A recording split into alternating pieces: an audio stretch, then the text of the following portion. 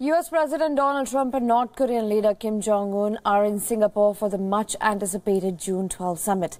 President Trump flew in on board Air Force One a few hours after Chairman Kim touched down.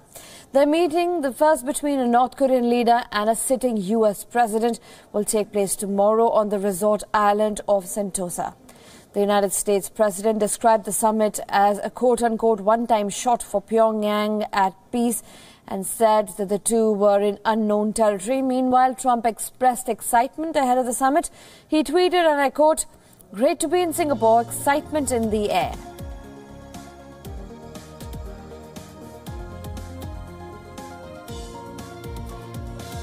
Now, the US hopes that the summit will kickstart a process that eventually sees Chairman Kim give up his nuclear weapons. At 10 a.m. local time in Singapore, a US delegation will meet with North Korean representatives at the Ritz-Carlton in Singapore there.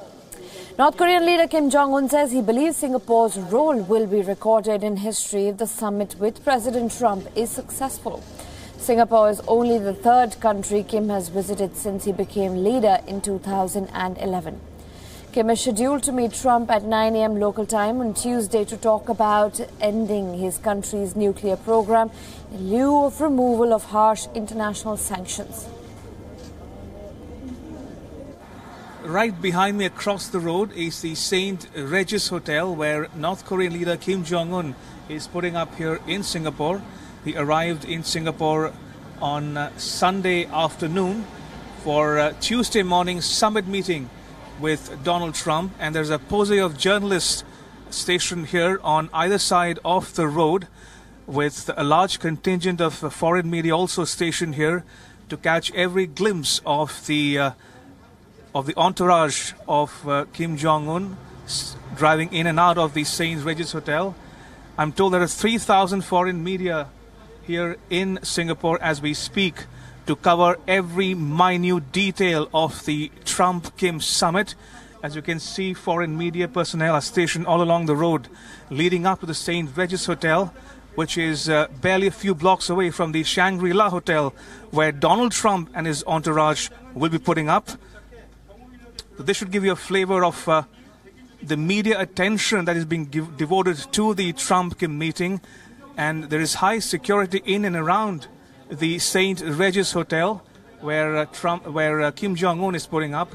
As you can see, barricades have come up all around the roads leading to the venue.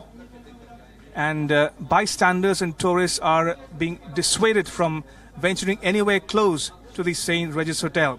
We're given to understand that Kim Jong-un has already met with Prime Minister of Singapore, and this was a courtesy call on the Singapore Prime Minister, who is the host country for the Trump-Kim summit.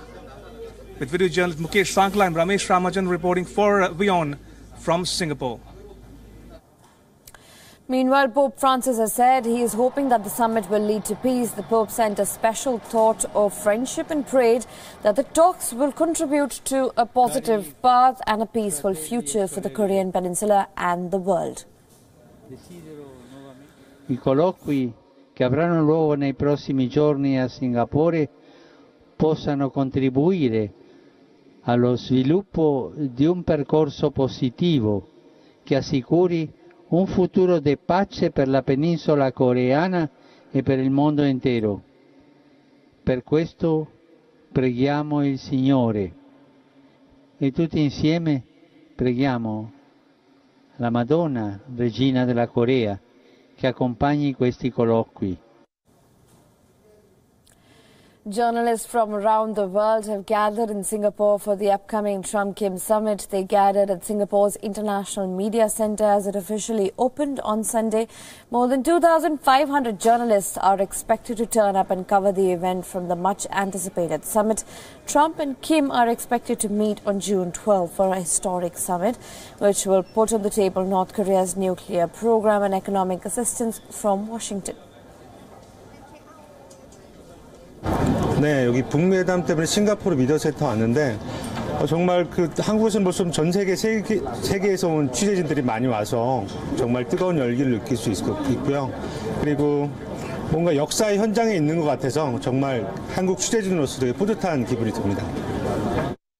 Less than 48 hours are left before the historic Trump-Kim meet. It's a remarkable change in sentiment for both leaders who have lobbied a series of insults at each other. Rocket Man is on a suicide mission for himself and for his regime. The United States has great strength and patience. But if it is forced to defend itself or its allies, we will have no choice but to totally destroy North Korea. We can't have madmen out there shooting rockets all over the place. We will not allow this twisted dictatorship to hold the world hostage to nuclear blackmail. North Korea's reckless pursuit of nuclear missiles could very soon threaten our homeland. We are waging a campaign of maximum pressure to prevent that from ever happening. Kim Jong-un he really has been very open and I think very honorable from everything we're seeing. Based on the recent statement of North Korea, I've decided to terminate the planned summit in Singapore on June 12th. Well, many things can happen and a great opportunity lies ahead potentially. I believe that this is a tremendous setback for North Korea and indeed a setback for the world. We'll be meeting on June 12th in Singapore. It went very well. It's really a get-to-know-you kind of a situation. Mike has spent 2 days doing this. We've gotten to know their people very well, and you people are going to have to travel because you'll be in Singapore on June 12th. And I think it'll be a process. It's not, I never said it goes in one meeting. I think it's going to be a process. Kim Jong-un wants to do something great for his people, and he has that opportunity. And he won't have that opportunity again. It's never going to be there again. So I really believe that he's going to do something very positive for his people, for himself, his family. He's got an opportunity the likes of which I think almost, if you look into history, very few people have ever had. He can take that nation with those great people and truly make it great.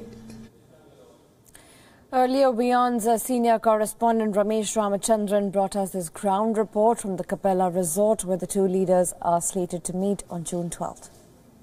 I'm coming to you from outside the Capella Hotel here on Sentosa Island in Singapore, which will be the venue of the much-anticipated summit meeting between the leaders of the US and North Korea.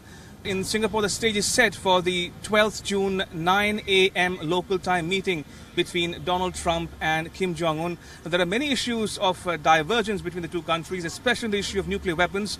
The US says North Korea must voluntarily give up all its weapons in one go, immediately and all in one, whereas North Korea says it will agree to a phased reduction or elimination of weapons, but not in one go, but maybe in a incremental progress over the next couple of months and years. But that said, the key factor is that this is unprecedented in American history. Remember, this will be the first time any sitting American president will be meeting a North Korean leader here in Singapore. If you're wondering why Singapore, then Singapore is seen as a neutral country with a reasonable amount of security detail that can host summits of this nature, especially between the American president and the North Korean leader. And this Singapore is also seen as one country which is within reaching distance or in the vicinity of North Korea, which the North Korean leader can travel to from Pyongyang. And as we're given to understand, there's tight security in and around the hotel. All roads leading to the hotel have been clogged. Thorough security checks are being done to prevent outsiders and bystanders from gathering at the main gate of the hotel. So in a sense, this is a garrison town, so to speak, on Sentosa Island. And all roads leading to the hotel have been barricaded, and nobody's allowed to loiter around anywhere near the hotel campus or the compound. So as we speak, the hotel is geared and set up for the much anticipated summit meeting between the US and North Korean leaders. With video journalist Mukesh Sankla, I'm Ramesh Ramachandran on Sentosa Island in Singapore for WION.